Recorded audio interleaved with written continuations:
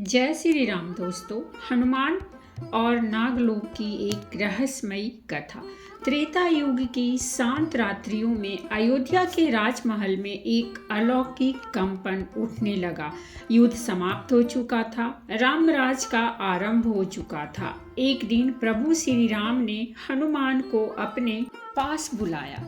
उनकी आंखों में एक गूढ़ गहराई थी, जैसे कोई रहस्य छुपा हो।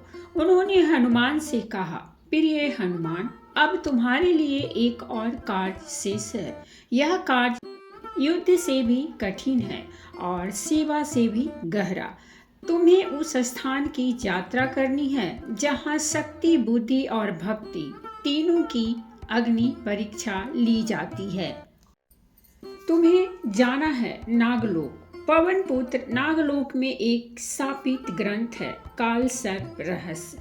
कोई भी उसे पढ़ नहीं सका, किंतु अब समय आ गया है कि तुम वहां जाओ। हनुमान जी ने श्री राम के चरणों में प्रणाम किया। उनके हृदय में कोई संशय नहीं था, परंतु उसी रात उन्हें एक विचित्र स्वप्न आया। एक अंधकारमय सुरंग जहां हर ओर नागों की फुफकार गूंज रही थी। एक गूंजती आवाज बार बार कह रही थी, सांप को तोड़ो, आत्मा को मुक्त करो। यह सपना कई रातों तक चला। उन्होंने ऋषि अगस्त्य से इसका रहस्य पूछा। ऋषि ने गंभीर स्वर में कहा, यह कोई सपना नहीं, यह नागलोक की पुकार है। वहाँ एक रहस्य छिपा है जिसे केवल तुम ही खोल सकते हो। हनुमान जी ने हिमालय की एक अज्ञात गुफा से पाताल लोक का प्रवेश द्वार खोज निकाला। यह गुफा जीवित प्रतीत होती थी। हर पत्थर पर नागों की मूर्तियां और गुफा के द्वार पर लिखा था, जिन्हें अपने अहम पर गर्व है वे यहाँ से लौट जाएं। हनुमान ने राम का स्मरण किया और प्रवेश किया। एक रहस्यमयी सुरंग उन्हें नागलोक की ओर ले जा रही थी। कई जगह भ्रम पैदा करने वाले दर्पण, वायुजाल और मंत्र माया जाल लगे थे, लेकिन हनुमान ने अपनी सूक्ष्म बुद्धि से सब पार कर लिया। हनुमान हिमालय की उपत्यका में स्थित एक रहस्यमयी गुफा में पहुंचे, जहां नागलोक का द्वार था। यह द्वार जीवित प्रतीत होता था। मार्ग में मंत्र माया जाल के थे, भ्रम फैलाने वाले दर्पण और सुरंगों जो बार बार दिशा बदल लेती थी। लेकिन हनुमान की सूक्ष्म दृष्टि और राम नाम की शक्ति ने उन्हें राह दिखाई। गहराई में प्रवेश करते ही उन्हें एक विशाल नाग द्वार दिखाई दिया, जिसकी रक्षा एक 5 सिरों वाला नाग कर रहा था।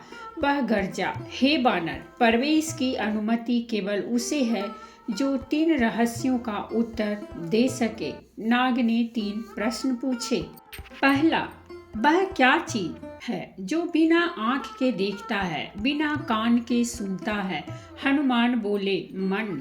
दूसरा, जो जितना बांटो उतना बढ़ता है? हनुमान बोले, ज्ञान। और तीसरा, जो हर युग में होता है पर हर बार नया रूप लेता है? उत्तर मिला, धर्म। नाग ने सिर झुकाया और द्वार खुल गया। भीतर नागराज वासुकी स्वयं उपस्थित थे। उन्होंने कहा, पवन पुत्र, इस लोक पर हजारों वर्षों से एक श्राप है। करकटी नाम की एक राक्षसी नागिनी ने ब्रह्मास्त्र चुराने का प्रयास किया था। उसकी आत्मा काल सर्प ग्रंथ में बंद है। जब जब उसकी छाया प्रकट होती है, नागलोक पागल हो उठता है। उसे मुक्त करने वाला केवल वही हो सकता है जो शक्ति, भक्ति और बुद्धि तीनों में परिपूर्ण हो। हनुमान को काल सर्प रहस्य तक पहुंचने के लिए 9 नागद्वारों से होकर जाना था।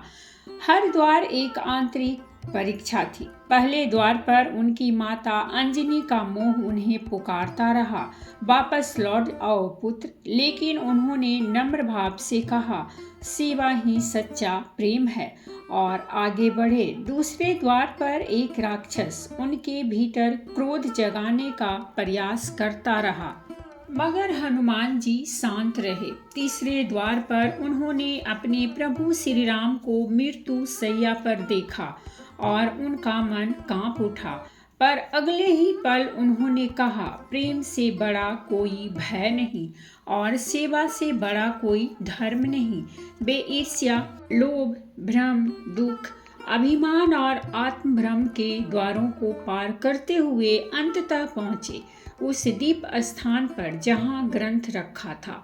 जैसे ही उन्होंने ग्रंथ को स्पर्श किया, वहाँ एक भयंकर छाया उभरी। वह करकटी थी। वह चिल्लाई, तू भी मुझे बांधने आया है? हनुमान ने कहा, मैं तुम्हें बांधने नहीं, मुक्त करने आया हूँ। करकटी ने भ्रम फैलाया।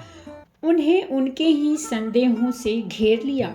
उनके मन में यह भी कौन था कि क्या वे वाकई योग्य हैं? तभी उन्होंने एक क्षण के लिए अपने भीतर झांका और राम का नाम लिया।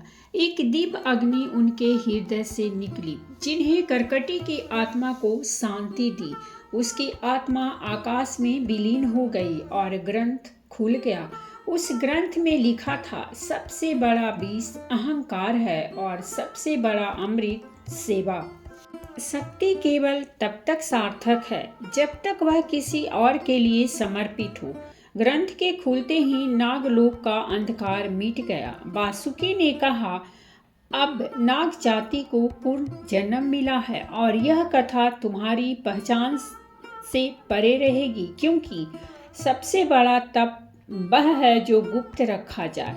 हनुमान जी लौटे, लेकिन उन्होंने इस रहस्य की चर्चा किसी से नहीं की। उन्होंने बस एक प्रतिज्ञा की, जब तक कलयुग रहेगा, जहाँ भी कोई सेवा, भक्ति और समर्पण से मुझे पुकारेगा, मैं वहाँ प्रकट हो जाऊंगा, अदृश्य परंतु सदा उपस्थित। और तभी आकाश में दिव्य ध्वनि गूंजी, रामदूत अतुलित बलधामा। और तब से अब तक जब भी कोई गहन संकट में राम नाम लेता है, कोई न कोई चुपचाप उसकी सहायता को आ जाता है। वह कौन होता है यह तो कोई नहीं जानता, लेकिन कभी कभी हवा में बानर की गंध आती है और कोई फुफकार शांत हो जाती है। जय हनुमान, जय श्री राम। ग्रंथ में लिखा था, सृष्टि में सबसे बड़ा विष अहंकार है और सबसे बड़ी अमृत सेवा। हनुमान ने वह ग्रंथ पढ़कर प्रण लिया, जब तक कलयुग है मैं प्रत्येक जीव में सेवा की ज्योति जलाता रहूंगा। जो सच्चे मन से पुकारेगा, मैं वहां पहुंच जाऊंगा, गुप्त, रहस्यमय परंतु सदा उपस्थित। हनुमान जी आज भी जीवित हैं। नागलोक की यह कथा किसी शास्त्र में नहीं, लेकिन आत्मा की यात्रा में लिखी है।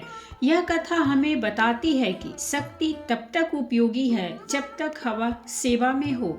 रहस्य भी ज्ञान का ही रूप होते हैं और सबसे बड़ा सत्य है कि प्रभु के नाम में ही मुक्ति है। जय श्री राम, जय हनुमान। ग्रंथ को प्राप्त करने के लिए हनुमान को नव नागों द्वारा से गुजरना था। हर द्वार एक मानसिक और आध्यात्मिक परीक्षा थी। पहला द्वार मुंह, वहां उन्हें बाल रूप में अंजनी माता पुकारती दिखी। उनकी माता देखकर हनुमान का हृदय विचलित हुआ, लेकिन उन्होंने समझा यह माया है, सेवा ही सबसे बड़ा प्रेम है। दूसरा द्वार क्रोध, एक राक्षस उन्हें अपमानित करता है।